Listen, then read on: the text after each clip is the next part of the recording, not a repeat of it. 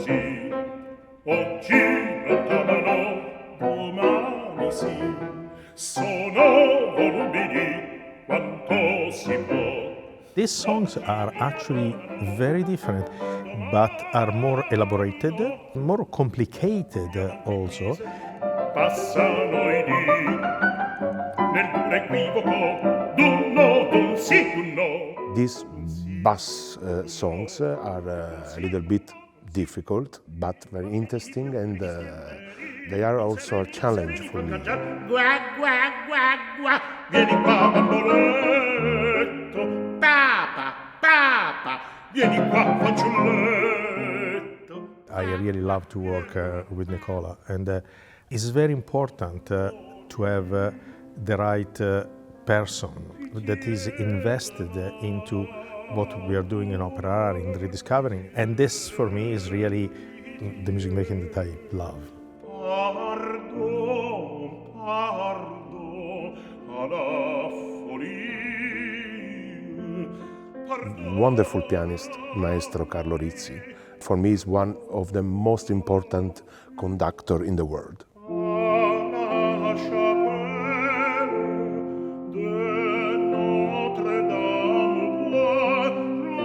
This is very important to understand better this composer. These are very, very good songs, and we have done it with very, very good singers.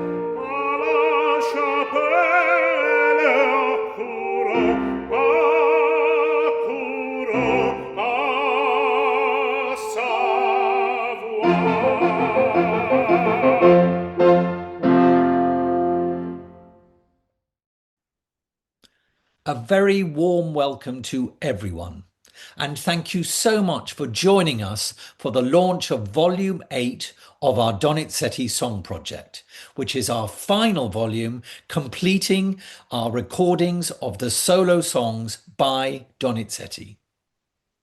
As always, if you'd like to ask us a question at any point during this launch, please feel free to do so via the comments.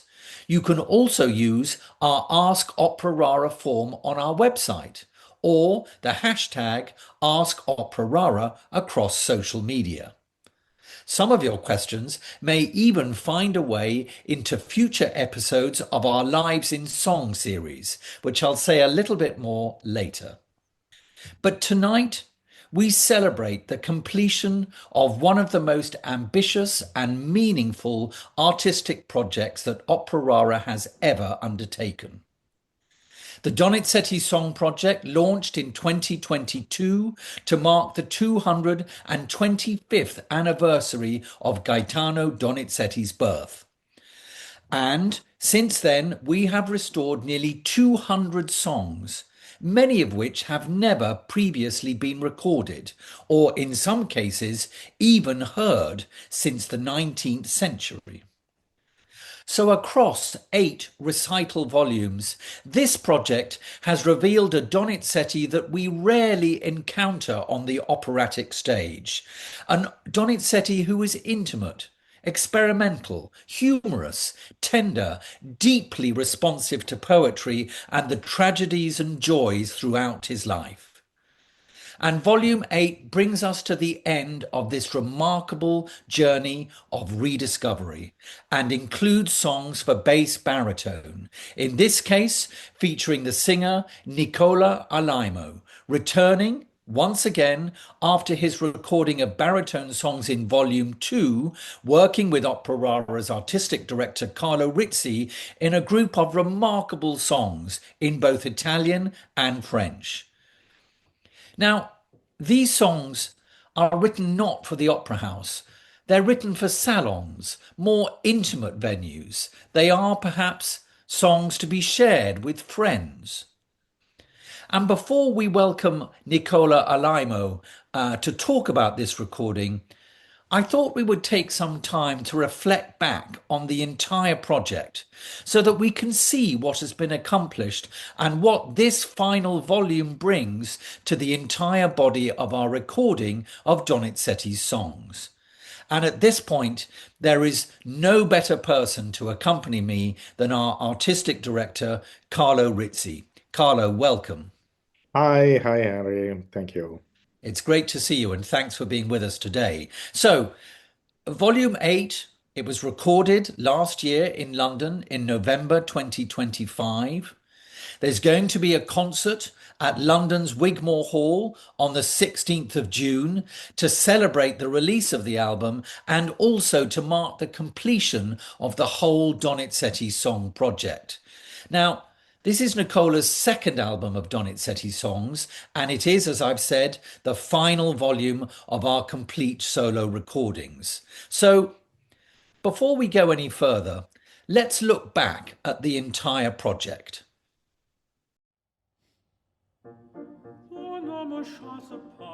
I want to talk about a project which perhaps in some ways is one of the most ambitious undertakings, I think, that Opera Rara has ever done. And that is what we are calling the Donizetti Song Project. This was my lockdown project, you know, to embark on this huge corpus of work and try and find it. And it was tremendously time-consuming and all-consuming in a sense. It's a wonderful project to be a part of. I'm so excited to discover and record these pieces. And you know, a lot of people, when I had told them about the possibility of this project, they said, "Oh, Donizetti wrote songs as well." And it's like, just you wait, you'll see just how many songs he wrote.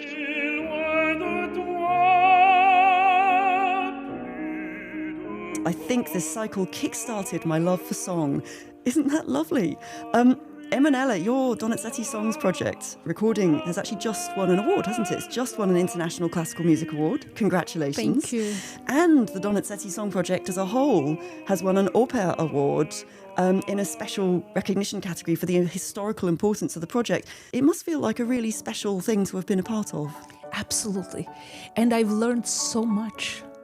Because we know Donizetti about the big opera, the Queen Anna Bolena, Lucia di Lammermoor, but going back and studying, because I recorded over 40 romanzas in French and Italian, you see that he's saying the story in each romanza, and it's so different. It was challenging, vocally speaking, because you have to give the story in 1 minute. So, and to be part of that, I'm so happy, privileged to be part of. And we had this recording with Maestro Rizzi. So we're like two young students going there, you know, searching, bringing the best of each performance. While I think that with this project, we will firmly put Donizetti on the map. Doing this 200 songs and recording, it will help and surely help me to have a much more complete idea of this composer that for many reasons and sometimes has been a little bit passed over and neglected. So your question, have this project changed your idea of Donizetti? Yes, definitely.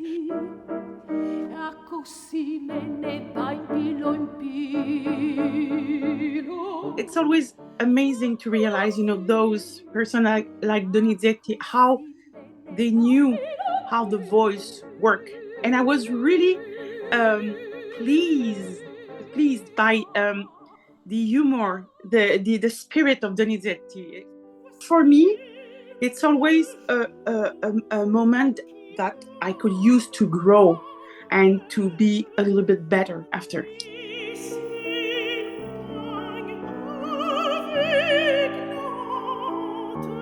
For me, it was a great experience, a big opportunity. I also hope that this can start something in the repertoire of the recitals around, because I think these composers need more justice. I mean, it's a kind of big guilt of Italian music to be the music of opera.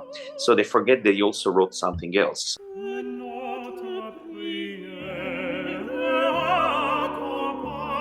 I love the fact that Donizetti is strictly deeply connected with Naples, and I can feel the influence that he received from the Napolitan culture in many areas, and I love this, and I felt it very, very deeply.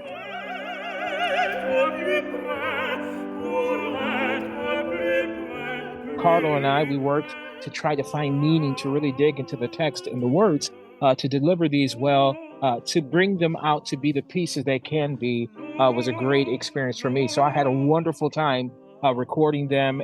È stato meraviglioso. Donizetti è, credo, un compositore che si innesta in maniera perfetta, diciamo, fra Rossini e Verdi, in un ideale proprio con la mia voce, per cui è stato un lavoro intenso, però estremamente appagante. Poi, going back to the Donizetti song, for me personally has been an incredible journey because, of course, I've conducted a lot of operas of Donizetti, but this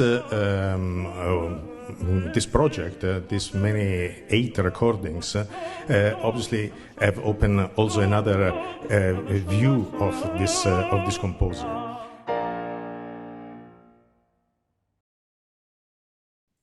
So, Carlo, that short video that we've just watched, it gives us a flavour of the remarkable journey, the remarkable adventure that we've been on with these songs.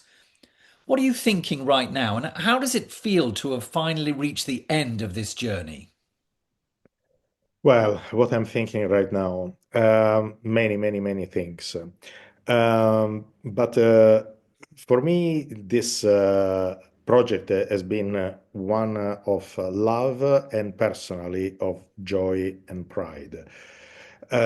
Because is basically about what Opera Rara is about, why we exist.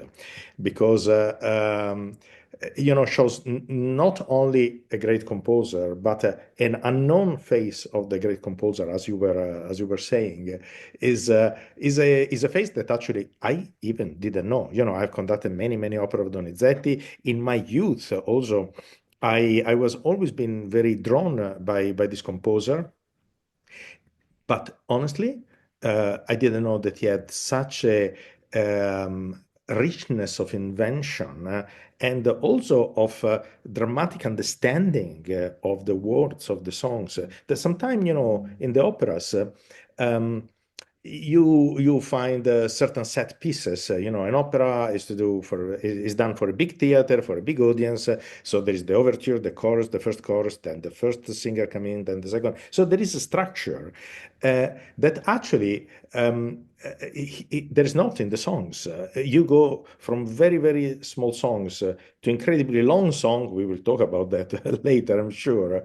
And Donizetti here is actually very free, and he is also more experimental. Yes, of course, many songs are just very nice melodies with a very simple piano accompaniment, but some other songs really go deep and shows us how Donizetti also really was thinking about the drama in his operas, not just about the music.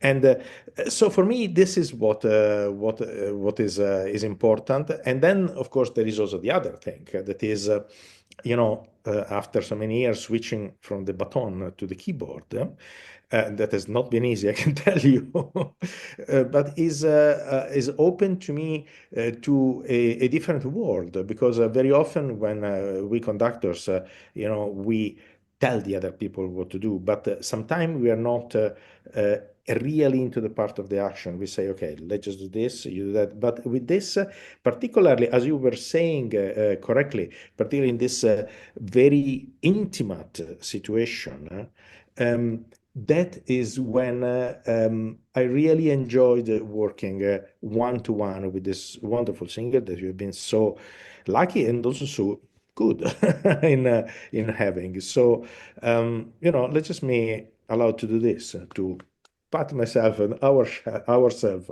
on the shoulder, because I think this is a really great project for Opera. I think that pat on the shoulder is very well deserved, and it's felt to me, having been on this journey with you throughout the last 2 years of recording these 8 recital recordings, that we've had the pleasure and the and the fascination of being introduced to a different kind of Carlo Rizzi. Obviously, we know you very well as a conductor, but we've been had the privilege of working with you now as a pianist, and also, I would say, as someone who knows the art of singing incredibly well and is able to get the very best from these extraordinary singers, as well as the several instrumentalists who also play on these recordings. Can you talk a little bit about the different skills? You know, Carlo as pianist, Carlo as vocal coach, and how you use that to get these extraordinary results in these recordings?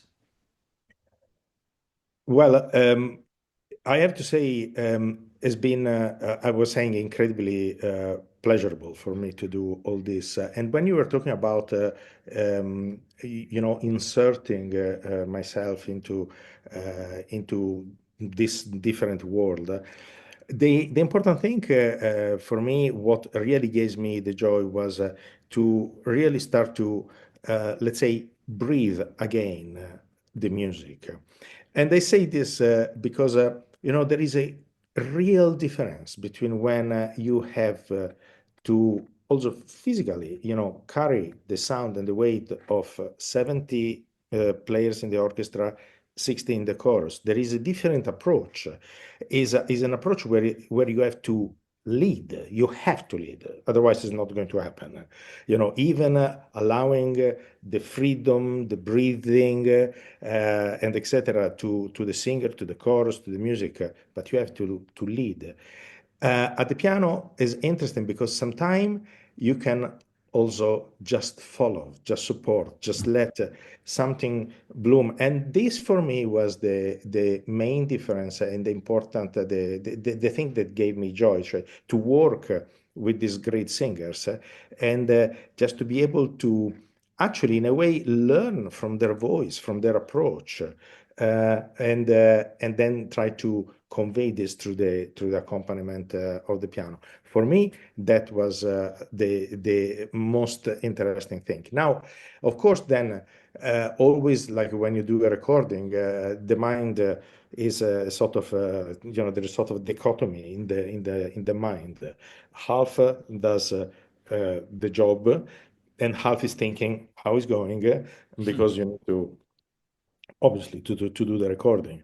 And for me, the important thing was actually to try to feel and to hear how the public would receive this note, this new phrase, and and this is why sometimes in the room, in the recording room, when we went back to listen, very often what we were discussing with the singers it was not so much, oh, this was not really together, or this was sharp, this was flat, but was about the phrasing, about the intention that we wanted to give to the songs, because this is what the songs are about. They're really very essential. There is a piano, sometimes there is an instrument that adds actually a completely different color, and sometimes and the voice.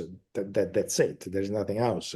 So I think when you were talking about the intimacy of this, is this has been a process and a situation where the musicality, the really music making has been just pure, without any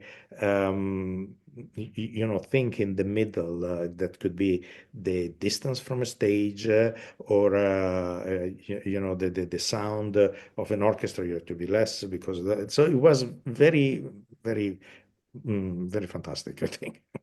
Great. Well, let's just talk a little bit about this final volume. This is volume 8 with the Italian bass baritone Nicola Alaimo. It's a really extraordinary recital, I think. And one of the things that makes it extraordinary is we talk about this material as songs, but actually some of these pieces are really very long. They're almost like a kind of dramatic cantata, if you like. And actually, this album, I think, has one of the longest songs in the entire series. Tell us a little bit about that song. You're talking about Il Conte Ugolino. I am indeed. Yeah.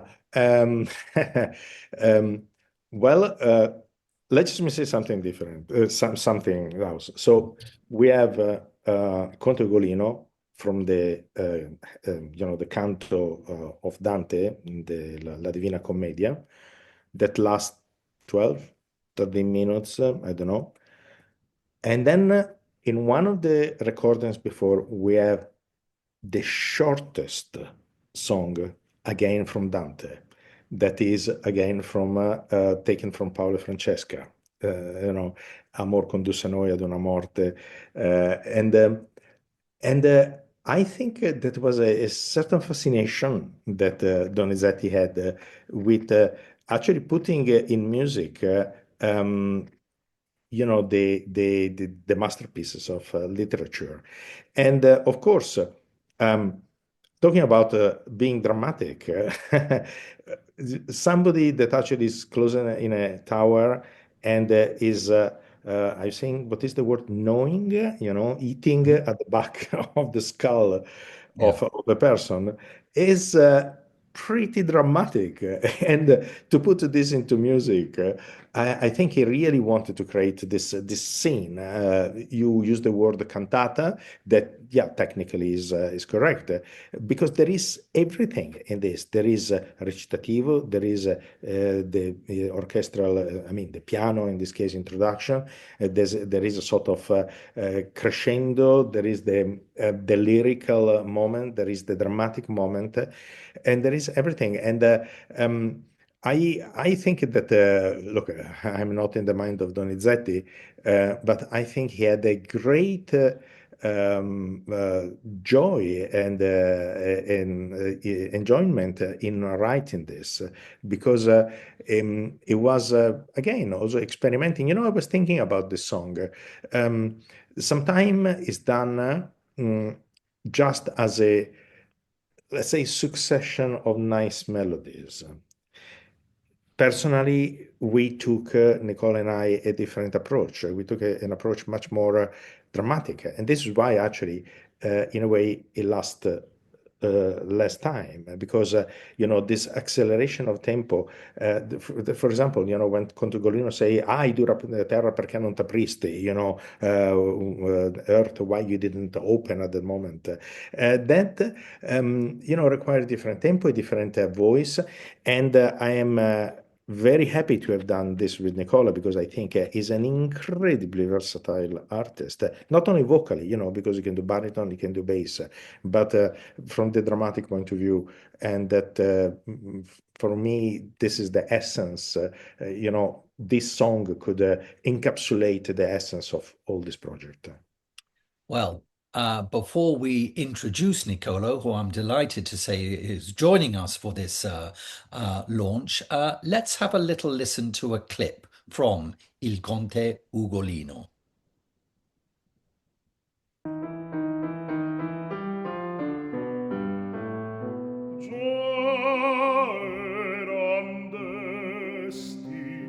E l'ora s'appressava, che il cibo ne soleva essere addotto, e per suo sogno, e per suo sogno, ciascun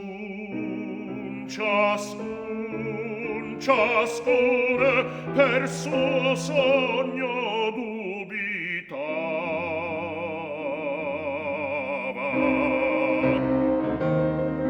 Ed io sentì chiamar l'uscio di sotto all'orribile torre, ond'io guardai nel viso miei figliuoi senza.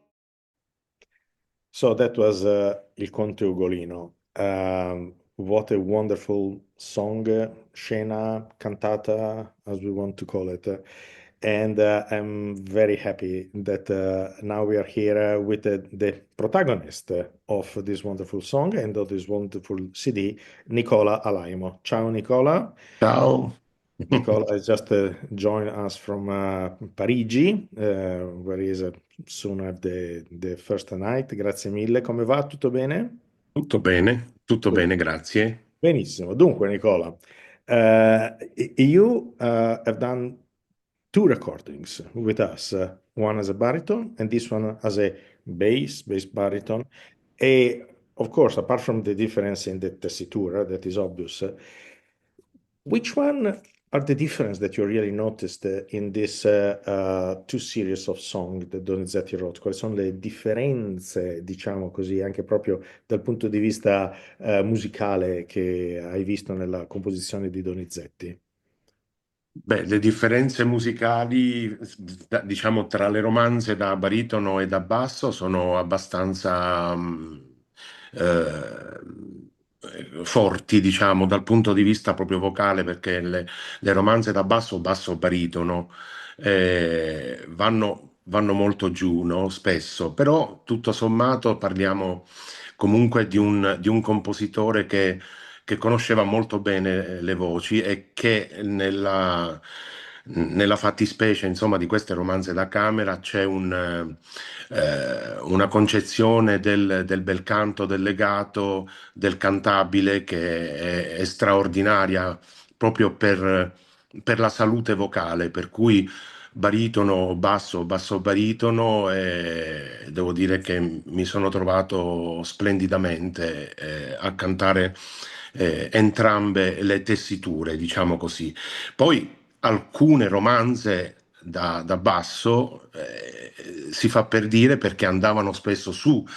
Parliamo di note, diciamo, per un basso estremamente acute, per un baritono medio acute come fa diesis o sol, per esempio, come il Doloroso Addio, per esempio, che è una delle mie romanze preferite. E quindi sono comunque romanze da camera che conoscono molto, molto bene la voce da basso, perché poi all'epoca nell'Ottocento insomma non c'era proprio esattamente la definizione di baritono, le varie etichette nello specifico, no? Si scriveva basso e amen, però le differenze ci sono, insomma, le romanze da baritono sono estremamente baritonali con le zone di passaggio sul mi bemolle, binaturale, e quindi le romanze da basso invece sono un po' più calme per me, diciamo, ecco così. Però quando vai giù, ecco, devi sostenere in maniera importante.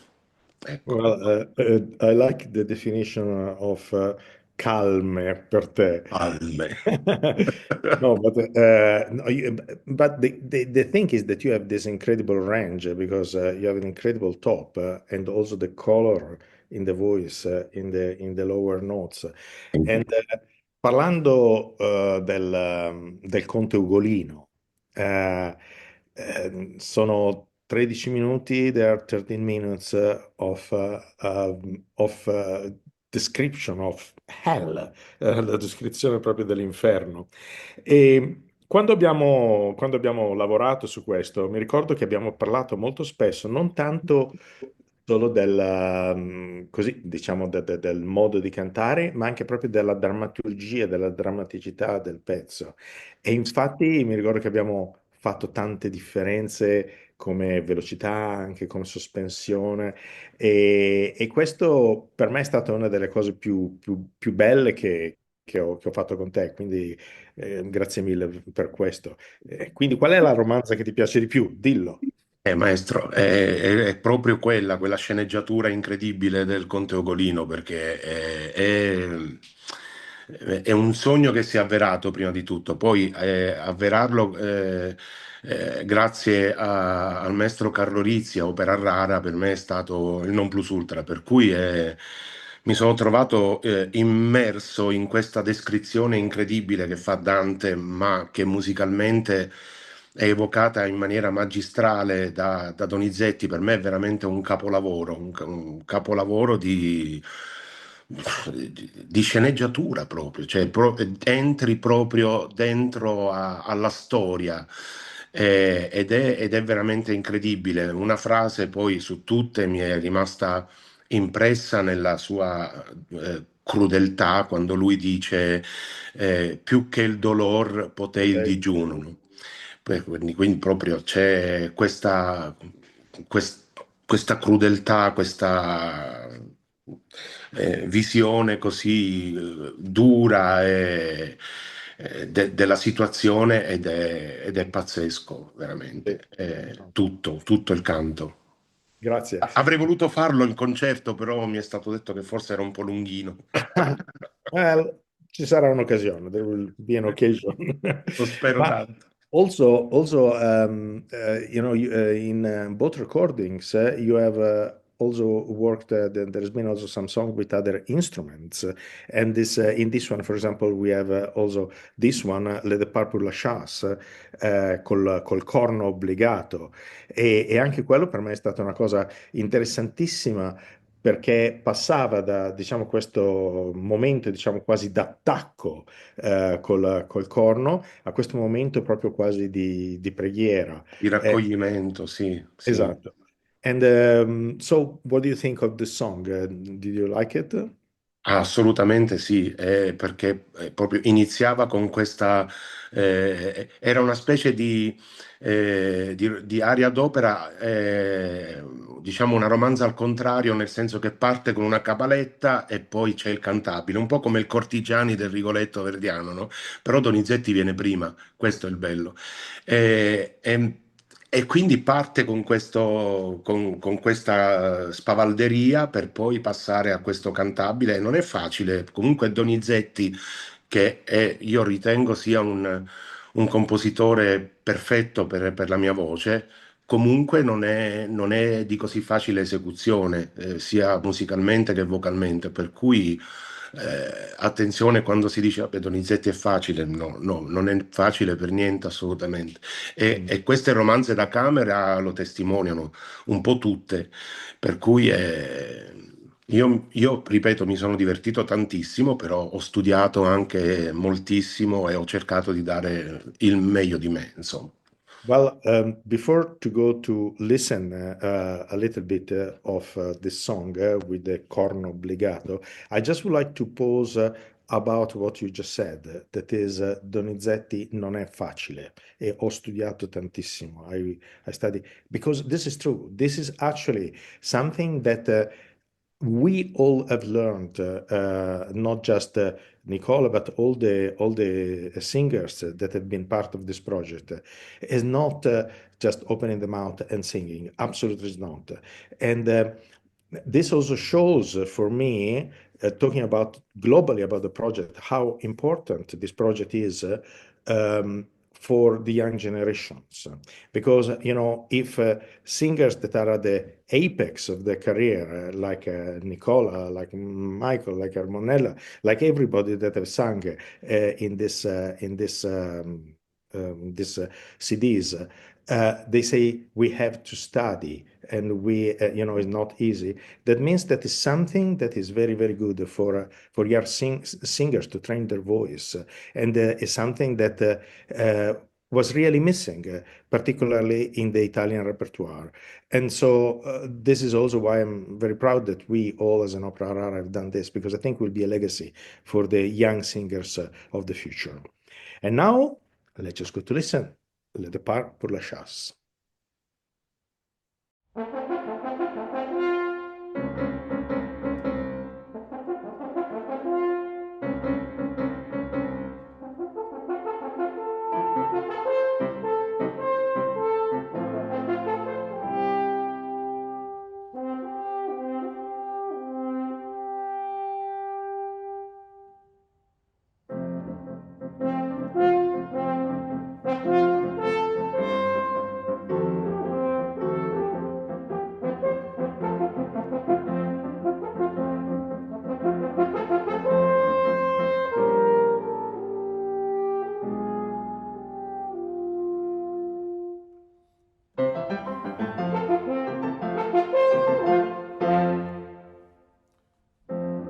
voici la trace du serpicor, la mise en chasse au son des corps.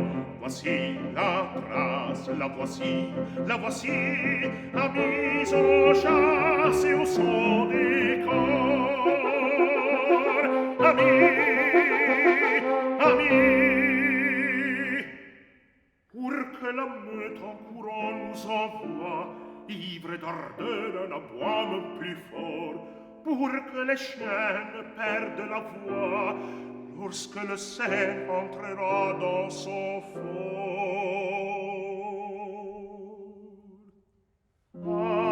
À la chapelle de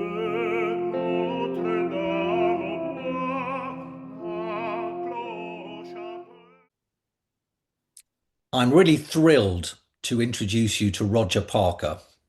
Roger is very much the central figure behind the rediscovery and the restoration of the Donizetti songs, working also with Operara's valued colleague Ian Schofield. I think, kind of by any standards really, this is probably, these Donizetti songs, it's the most ambitious project in some ways that Operara's ever undertaken. And here we are, having just completed the 8th recital recording with Nicola Alaimo and Carlo Rizzi, and we're about to launch that recital in a matter of weeks. And it feels to me, at least, that we've reached the end of a really quite extraordinary and incredibly rewarding journey. How does it feel for you? Yeah, it's usually I'm not very good at these, sort of celebrating the end. I'm always on to the next project. But the thing with the Donizetti songs is that they bring with them the next project. There's so much, there are so many offshoots to it, and it's been such a sort of all-consuming enthusiasm for me that I just feel I'm still in the middle of it at the moment, even though it's coming to a close in some senses. Yeah, I think that's true. I guess one of the most marvelous things about the Donizetti Song Project, as you say, is the way in which it's opened up lots of potential new avenues for Operara, and that can only be tremendously exciting. But before we talk about the future, let's just rewind a little bit and tell us a little bit for you about how this started. Yeah, well, it was, that great change to all our lives when the COVID pandemic came in. And it was a kind of lockdown project, actually, with my friend and collaborator, Ian Schofield, who does the music engraving. We were sort of talking about, well, what are we going to do locked up for all these months? And he suggested, actually, he said, well, what about the Donizetti songs? And I said, oh, God. Now there are 200, 250 of them. We can't possibly. And he said, well, let's just do one at a time and see how we get on. So I started, and in the end, it became a kind of all-consuming project, actually. So it's taken up an enormous part of my life in the last 5 years, and incredibly rewarding. And I think partly it's because they're so varied. I mean, there's an enormous number of different songs from different periods, different languages, different problems. So yeah, it's continued to fascinate me. I think I just recall Carlo saying on several occasions when we were thinking about this project, well, let's look at all the songs, all roughly 180 of them, because, one thing is for sure, they're not all going to be really good, are they? Question mark. And actually, I think for us, one of our great and thoroughly welcome surprises is this remarkable degree of consistency amongst the material. I think they pretty much genuinely all are of an incredibly high standard. So if you had to pick just one out of those roughly 180 songs that we've recorded and restored over the last 5 years, which song would it be, Roger? The last one I looked at is the easy one. There is an incredible variety, and some of them are very, very simple. and come from early in his life, and some are very complicated and come from the last years when he was in Paris. But to make a qualitative difference between them is not possible, I don't think. They're different aesthetics. My favorite song, I don't know. I think some of what's most fascinating, actually, what's in my mind at the moment, are these songs for bass, which Nicola Alaimo has just recorded. And there's one which is the longest song he ever wrote, which is a sort of paraphrase of some of Dante's Inferno, about Il Conte Ugolino, which is incredibly powerful, almost something which you don't ever get in the operas, a kind of continuous recitative, which is really fascinating. I've been listening to it just in the last few days again. So, let's say you're on Desert Island Discs, as one day you surely should be. Would that be the one song that you would save from the waves? Why not? Because it's the longest, so it'll give the most continuous pleasure. Yeah, I'll Great. go for that one. Yeah. We'll go for that one then. And I mean, I think, I think it's really true when you talk about this not being the closing of a project, because as I think we've both agreed, it opens up a whole series of new opportunities, new pathways, new adventures, new discoveries for Opera Rara. And of course, parallel with that is all of the more, how can I put it, educational aspects that go with this project. And that really focuses around our Lives in Song podcast series. Tell us a little bit about that, and how you think that's really communicated what we've been trying to do at Opera Rara over the last few years with these songs. Yeah, I think one of the most fascinating things about that is we realised, I was talking with Flora Wilson, who's the presenter of Lives in Song, and it soon became obvious that the songs are very much involved in Donizetti's personal life in all sorts of ways. They were for domestic consumption mostly, so they were for personal friends of his. And so the possibility arises of telling Donizetti's life story through the songs in a way that wouldn't really be possible with the operas. They have stories of their own, which he immersed himself in. But with the songs, you really can chart Donizetti's progress, and that was a tremendous educational possibility. And one of the things that's happened with these Donizetti songs, it's rather different from an opera where there's a single performance and then we hope it'll be taken up by theatres. But these songs, there are so many of them, and they seem to have disseminated in all sorts of different ways. So look, Opera Rara's got some incredible project coming up. Why don't you tell the listeners something about those? Yeah, I think it's very exciting, and it is, I see where we are now, not as a closing, but just as the end of a chapter.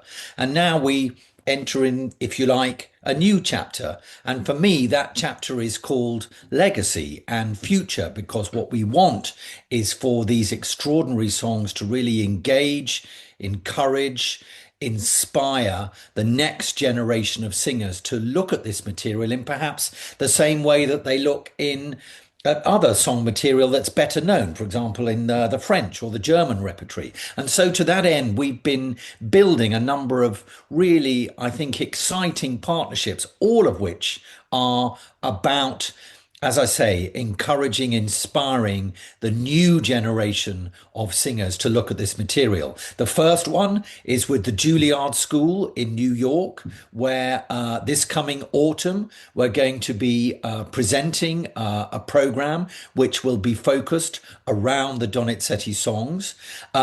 closer to home with our friends and partners at the Royal Welsh College of Music and Drama in Cardiff, which is also the conservatoire where the Foyle Opera Rara collection, which itself includes many of these songs, is also housed. We're going to be doing a similar collaboration with the Welsh College, hopefully in the early part of 2027.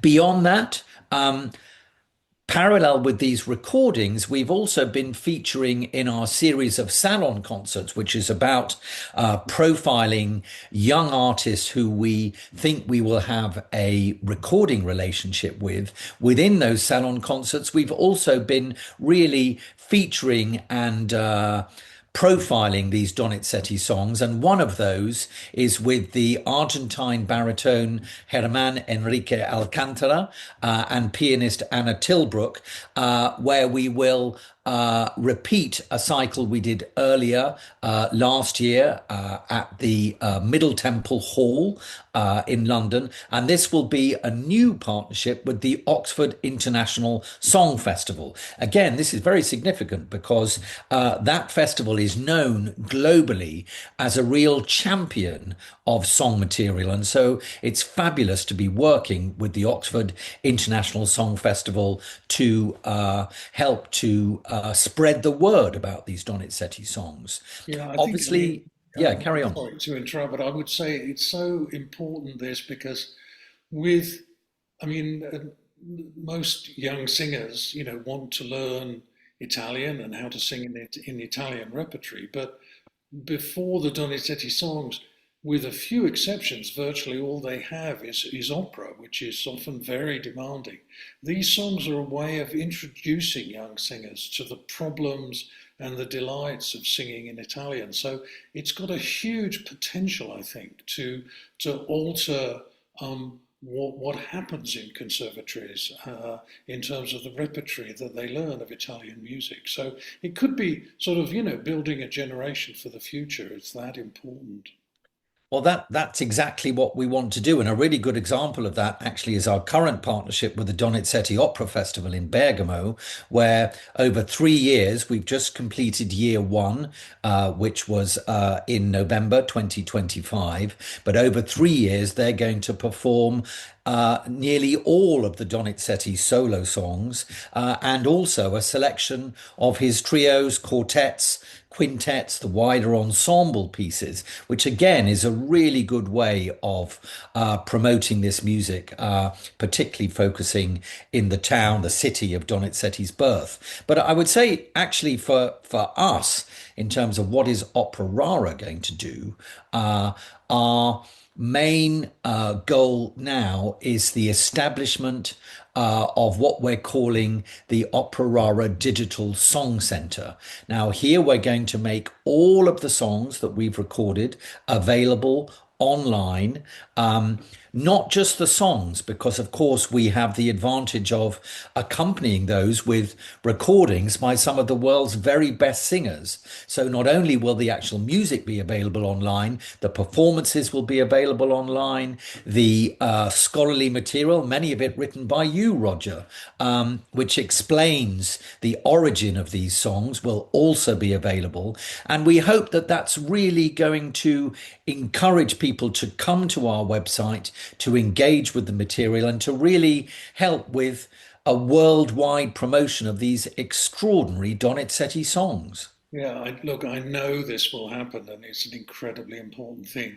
Increasingly, as these CDs have come out, I get messages, email messages from young singers saying, "Oh, I really love this song, and my teacher wants me to do it. Do you have the sheet music?" And of course, I always send it along, but it would be wonderful if that music could be freely available. I think it'd be an enormous gift that Opera Rara can provide to the music community.